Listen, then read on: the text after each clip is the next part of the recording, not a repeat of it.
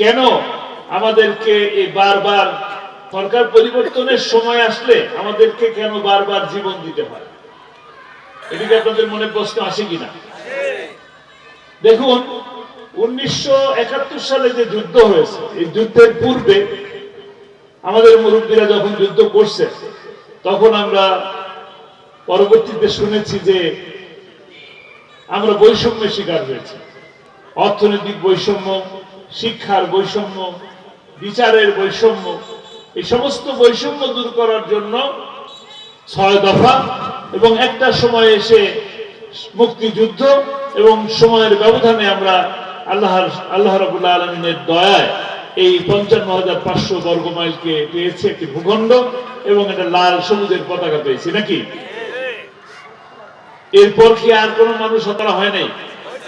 প্রতিবারই কিন্তু একই রকম ভাবে সরকার পরিবর্তন যখন এর সময় আসে, তার আগে একটা আন্দোলন করা লাগে। আমরা যদি খুব ভালো নির্বাচন 91 কথা বলি, সেই 91 তো একই রকম ঘটনা ঘটছে, কিংবা স্বৈরাচার এরশাদের সময় একই রকম ঘটনা ঘটছে। সাকিব ভাই, তাকে বিদায় করার জন্য আমাদেরকে জীবন দিতে হয়েছে আমাদের ভাইদেরকে। আবার একই ভাবে এই 17 বছর দুঃশাসনের পর আমরা একটি মুক্ত আকাশে নিচে এই ময়দানের মধ্যে একটি নিঃশ্বাস ছাড়তে পারতেছি।